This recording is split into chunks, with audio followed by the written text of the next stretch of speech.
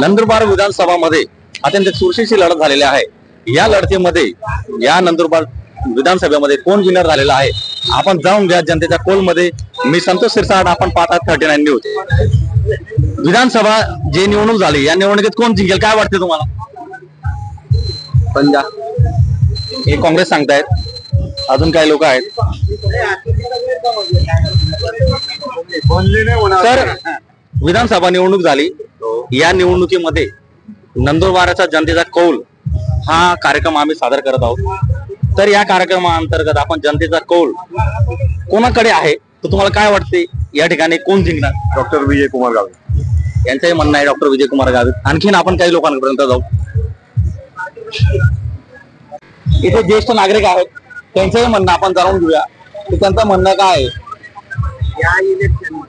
या इलेक्शन मध्ये डॉक्टर विजय कुमार गावित निवडून येतील। बरं, त्यांनी आतापर्यंत काही विकास केलेला आहे का तुम्हाला काय वाटते? आतापर्यंत त्यांनी सर्व विकासच केलेला आहे। सर्व रस्ते, पाणी, सर्व सुविधा त्यांनी उपलब्ध केलेल्या, खेड्यांमध्ये सर्व सोयी उपलब्ध केल्या।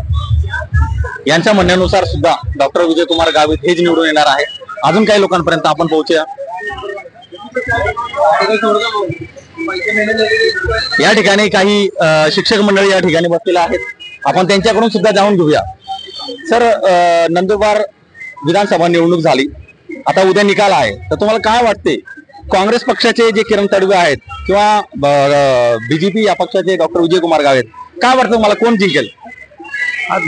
कटोकटीमध्येच आहे, कोणी सांगू नाही शकत की कोण येईल, आणि कोणी येईल तर ते फार कमी अंतराने एक तर काँग्रेस पक्ष येईल किंवा बीजेपी। यांच्या म्हणण्यानुसार आटोतटीचा सामना आहे आणि 50-50 आहे, तर कोण जिंकेल हे सांगता येत नाही। अजून काही लोकांकडे आपण जाणून घेऊया। दादा, काय नाव आपलं? गणेश। कुठे राहतात तुम्ही? तुम्हाला काय वाटतं नंदुरबारची जी निवडणूक झाली या निवडणुकीमध्ये काँग्रेस पक्ष हा जिंकेल का बीजेपी जिंकेल काय वाटतं तुम्हाला? मतदान केलं का तुम्ही? नाही, यांचं मतदान केलं आहे, मी नाही गुजरात। दादा, फक्त एवढं सांगायचं आहे, डॉक्टर विजय कुमार गावित जिंकतील का किरण तडवी? काय वाटतं तुम्हाला? मतदान केलं का तुम्ही? नाही केलं। अजून काही लोकांपर्यंत पोहोचू आपण। दादा, मतदान केलं का तुम्ही? हा। तर तुम्हाला या निवडणुकीमध्ये जी चुरशीची निवडणूक झाली या निवडणुकीमध्ये कोण जिंकेल काय वाटतं तुम्हाला? ते आम्हाला नाही माहिती। मतदान केलंय तुम्ही? मतदान केलंय नाही, काय हो कोण जिंकेल, डॉक्टर विजय कुमार गावित का किरण तडवी? हे मालूम नाही आम्हाला, यांना माहिती नाही। या ठिकाणी अजून काही लोक आहेत। नंदुरबार हा असू द्या, पण तुम्हाला नंदुरबार जिल्ह्याची निवडणूक झाली ती अत्यंत चुरशीची मानले जाते, यात काय वाटतं तुम्हाला कोण जिंकेल? मला माहिती नाही, मी बाहेर तुम्ही नंदुरबार निवडणूक जी झाली याच्यामध्ये कोण जिंकू शकतो, डॉक्टर विजय कुमार गावित का किरण तडवी? गावित साहेब जिंकणार। अजून काही लोकांपर्यंत आपण जाऊया।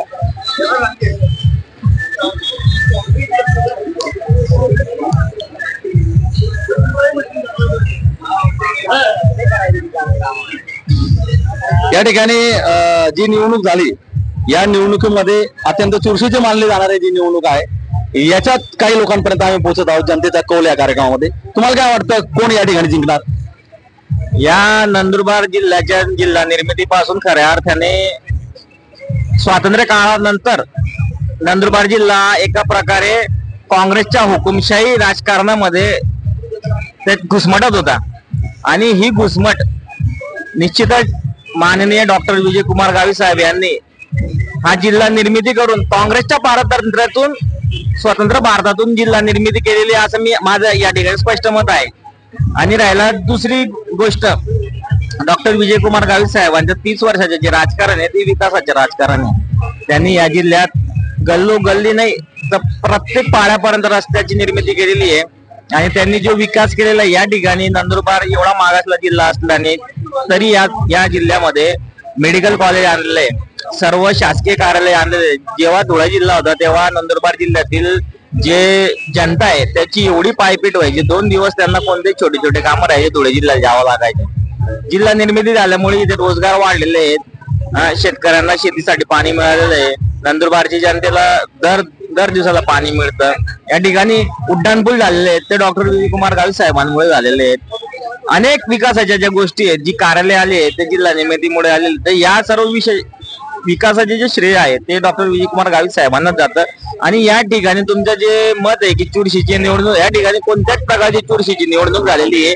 हा विजय एकतर्फा डॉक्टर विजयकुमार गावित साहेबांचा आहे. आणि त्या नंदुरबारच्या जनतेचं आजही त्यांच्यावर तेवढंच प्रेम आहे जेवढं 1995 साली होतं. त्यामुळे हा निकाल एकतर्फी लागणार आहे. विजयकुमार गावित साहेब मोठ्या मताधिक्याने निवडणार आहेत. यांच्या म्हणण्यानुसार डॉक्टर विजयकुमार गावित यांनी जिल्ह्याची निर्मिती केली आणि या जिल्ह्याच्या निर्मितीमुळे अनेक कार्यालय या ठिकाणी आले आणि या कार्यालयामुळे अनेक लोकांना रोजगार मिळाला. नंदुरबार जिल्ह्यामध्ये पाड्या खेड्यांमध्ये सगळीकडे रस्ते निर्मिती केली आणि त्याच्यामुळे खऱ्या अर्थाने विकासाचा जे स्त्रोत आहे ते डॉक्टर विजयकुमार गावित आहेत. आणि ही एकतर्फी निवडणूक यांच्या म्हणण्यानुसार आहे. काही या ठिकाणी आपण एक रिक्षा चालक आहेत, रिक्षा चालकांना सुद्धा आपण विचारणार आहोत. त्याच्यामुळे इथे आपल्याला कळेल की या ठिकाणी कोण येणार आहेत. या ठिकाणी हे रिक्षा चालक आहेत. दादा सांगा की नंदुरबारमध्ये जी निवडणूक झाली, या निवडणुकीमध्ये कोण जिंकणार आणि कोण हारणार, काय वाटतं तुम्हाला? आम्हाला तर भाजप जिंकेल असं वाटतं. तुम्हाला काय वाटते दादा? आम्हाला तर वाटतं सहसा की भाजप जिंकू शकते. यांच्या म्हणण्यानुसार सुद्धा भाजप जिंकू शकते. तुम्हाला काय वाटतं दादा? बीजेपी जिंकू शकते. बीजेपी जिंकणार असं वाटतं यांना. अजून काही लोकांपर्यंत आपण पोहोचण्याचा प्रयत्न करू. दादा, नंदुरबारमध्ये जी निवडणूक झाली, या निवडणुकीमध्ये डॉक्टर विजयकुमार गावित उभे होते आणि काँग्रेस पक्षाच्या वतीने किरण तडवी होते. तुम्हाला काय वाटतं कोण जिंकेल? यंदा फाईट तगडी काही होऊ शकते. यांच्या म्हणण्यानुसार फाईट तगडी आहे आणि काही होऊ शकतं, म्हणजे 50% इकडे तर 50% तिकडे. नंदुरबार जिल्ह्यात निवडणूक जी झाली, या निवडणुकीमध्ये या जनतेच्या कौलमध्ये आपण काही लोकांपर्यंत पोहोचलो आणि अनेक लोकांनी या ठिकाणी आपली भावना व्यक्त केलेली आहे. खऱ्या अर्थाने नंदुरबार जिल्ह्यामध्ये काही लोकांचं असं म्हणणं आहे की कोणीही जिंकून येऊ, मात्र नंदुरबार जिल्ह्याचा विकास झाला पाहिजे. गोलू खांडेकर सह संतोष शिरसाट, 39 न्यूज, नंदुरबार.